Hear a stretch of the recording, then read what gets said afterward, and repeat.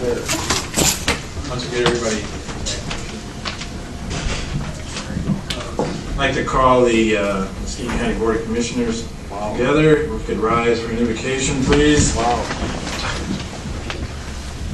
Lord, at this time we ask you bring your great power of comforting and healing to our administrator, Bonnie Hammersley, upon the loss of her husband, Gary.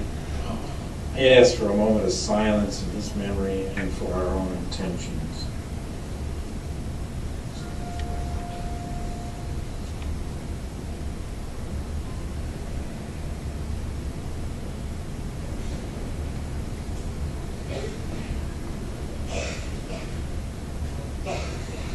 Amen. The Pledge of Allegiance. I pledge allegiance to the flag of the United States of America and to the republic for which it stands, one nation, under God, indivisible, with liberty and justice for all.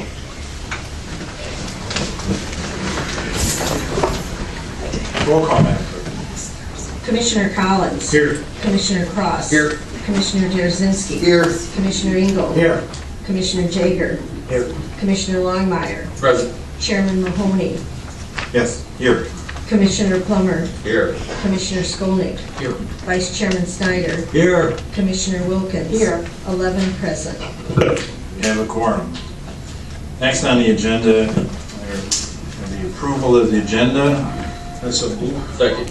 Moved by Commissioner Collins, seconded by Commissioner Longmire to approve the agenda as presented. Any discussion? If not, all those in favor say yes. Yes. Yes. Those opposed, no. Motion carries. And we move on to the approval of the minutes of August 21. Second. Moved by Commissioner Engel, seconded by Commissioner Wilkins to approve the minutes as presented for August 21. Any discussion? Seeing none, all those in favor say yes. Yes. Those opposed, no. Motion carries. Now, portion of our agenda for public comment on an agenda item. This time is set aside so the public can comment to the commission on an agenda item. None, we can move on to communications. I don't believe there were any this period. So we move on then to the Courts and Public Safety Committee. Mr. Chairman, the Courts and Public Safety Committee met on September 4th, 2012. It was recommended, and I move CPS 12/09-45 through 49. Second. Commissioner Snyder, seconded by Commissioner Cross, to approve the Public Safety Committee report of September 4th, 2012. Any discussion? Being none, roll call, Madam Clerk. Commissioner Cross. Yes. Commissioner Dierzinski. Yes. Commissioner Engel. Yes. Commissioner Jaeger. Yes. Commissioner Longmire. Yes. Commissioner Plummer. Yes. Commissioner Skolnick. Yes. Vice Chairman Snyder. Yes. Commissioner Wilkins. Yes. Commissioner Collins. Yes. Chairman Mahoney. Yes. 11 yes. And that completes the report of the committee. Okay. Motion carried. Thank you, Commissioner Snyder. Human Resources Committee. Mr. Chairman, the Human Resources Committee met on September 4th, 2012, was recommended, and I move HR 12/09-54 through 65. Second. And moved by Commissioner Plummer. Yeah, there we go. Having a senior moment. Commissioner Plummer and seconded by Commissioner Engel. That we accept the Human Resources Committee of September 4th report. Any discussion? None? Roll call, Madam Clerk. Commissioner Dierzinski. Yes. Commissioner Engel. Yes. Commissioner Jaeger. Yes.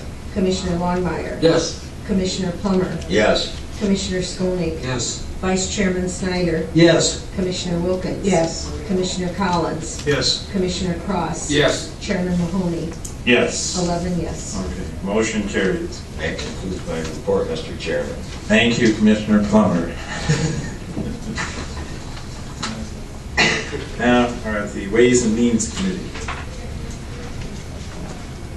Would you like to Continue on there. Mr. Chairman, the Ways and Means Committee met on September 6, 2012, as recommended. I move WM 12/09-117 through 119. Second.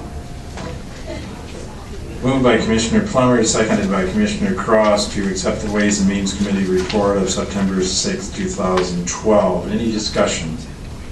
If I may, Mr. Chair, there's a disclaimer on a number of the motions preceding the Ways and Means contingent upon the Board of Commissioners' approval of the 2013 budget. It's on many of the motions preceding these. And that begs me to ask, if we don't approve the budgets, none of these motions we took, and I don't mean to put anybody on a position, just what's the purpose of that motion, or that verbiage? If Heath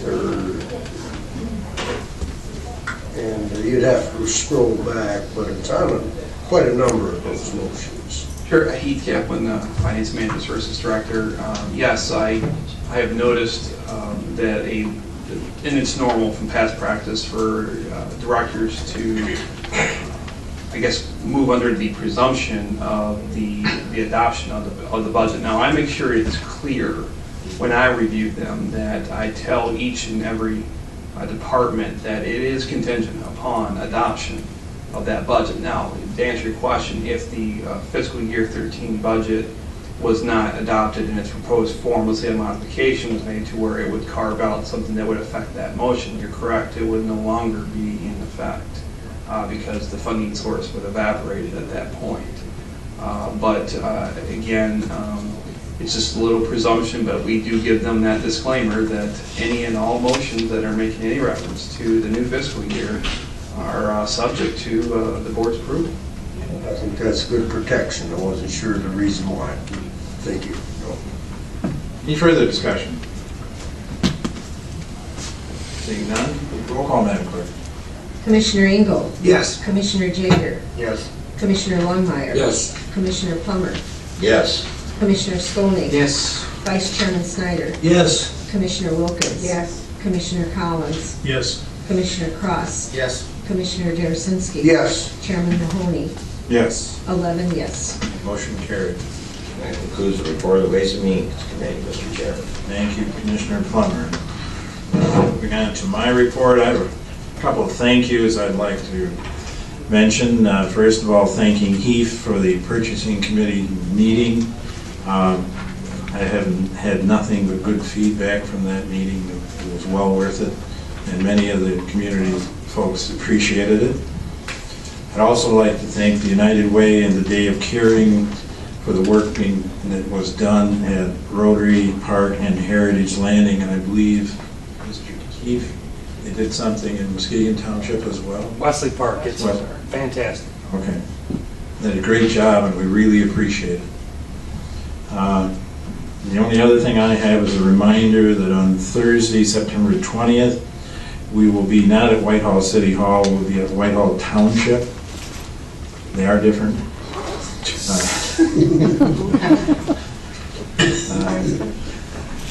The Community Development Strategic Planning Committee, the Transportation Committee, Ways and Means Committee, and the Special Public Works Board will be there as well. We've not planned on that many, but it ended up that way when we set up the September 20th date. So remember that on Thursday, September 20th, we will be at Whitehall Township. And that completes my report. The administrator, I'll report, I can defer to Heath. Thank you, Mr. Chairman. For your consideration for today, in lieu of Bonninghammer's absence, I present to you for more consideration motion to move forward the notice of proposed amendments to the Muskegon County Board of Commissioners rules being made part of the official board minutes. And right with this regards to is proposed changes to the board the board rules as they reflect travel policy and finance policy moving forward into the new fiscal year. So moved. Second. Moved by Commissioner Jaruzelski, seconded by Commissioner Snyder, to move that the proposed amendments, this is a notice of the proposed amendments, not the actual adoption of them. Any discussion? Commissioner Jake? On one of the things that you're changing is it says any excess or non-allowable payment must be paid back within 45 days. Have we had problems with unallowable payments or? No. To walk you through the generic nature of that language is, for example, let's say an employee that is allowed a per diem for going to, let's say, a conference in Chicago. You use that per diem rate and you get that per diem for breakfast, lunch, dinner. Let's say the person spent over that per diem, and let's say they used the county's purchasing card or credit card in lieu of using just a per diem or cash on hand for themselves, their own cash on hand. What will happen is once they turn in the receipts and once they're reviewed, and it's determined that the employee does owe the county back for a portion over and beyond the per diem, if they use the purchasing card, for example, they will be immediately invoiced, or we do give them the option we can payroll deduct it. Are you finding any problems in this, Judge? Because it's relatively a brand new program, so. So far, I haven't seen any issues with it. I myself get a report of all of the P card usage monthly, which I have to sign off on as part of our reconciliation process. Also, in addition to that, we have allotted one of our senior accountants, Jamie Burmeister, who reviews each and every single receipt. And what she also does is she reconciles with the proxy reconciler each of those departments who have P cards at this point, because not all of them have at this point. And so we also review, we have not seen any abuse of the card year to date, but however, not to say we expected it is early, we just rolled it out, but we're not expecting any issues. Do you have a fully implemented yet, or it's not? It's still being rolled out. I'm trying to remember how many departments we have so far, but what we do prior to ordering and handing out the cards is they have to sit through a training session here at the county, in which the accounting department actually trains them on the use of the cards and how to reconcile them. And so once they sit through that training, they sign off we have a little disclaimer form that they sign off on, and then we order their card. But we're just over halfway there. We'll be fully implemented by the end of this calendar year.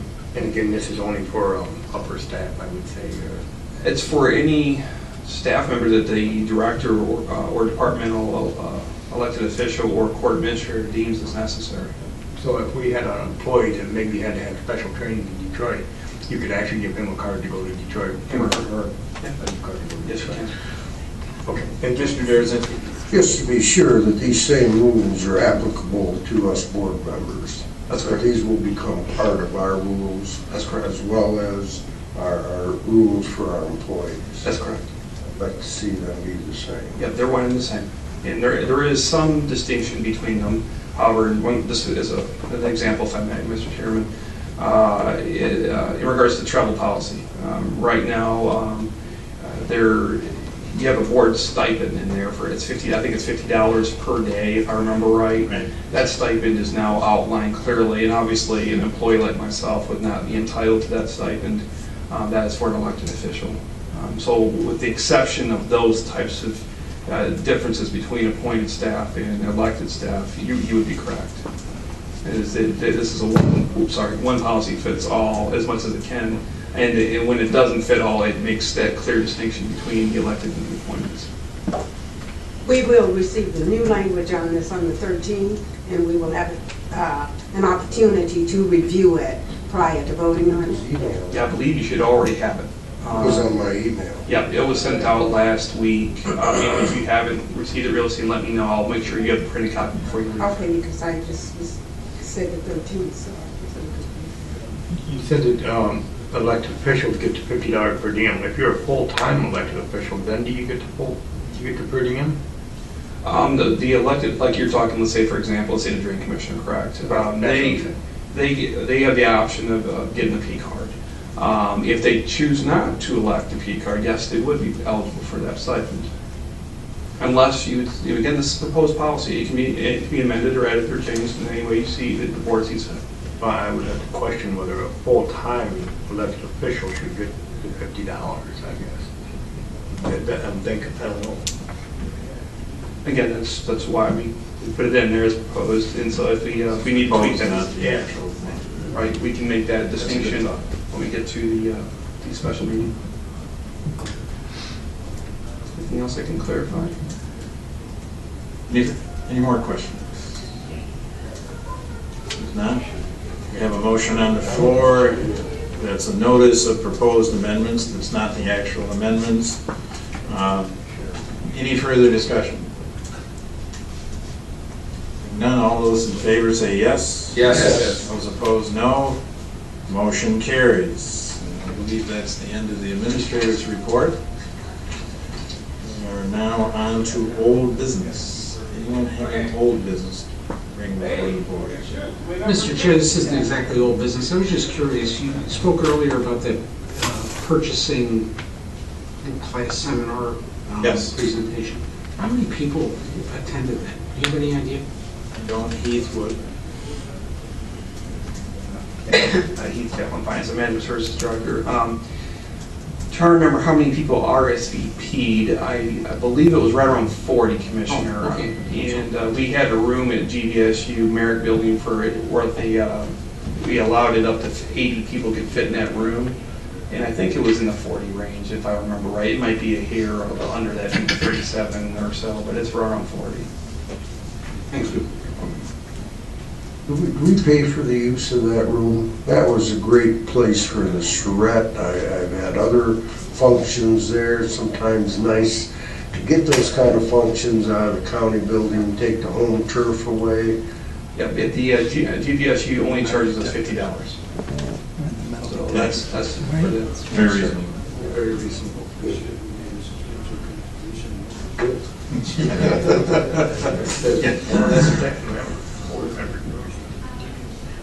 Okay, anybody else having old business?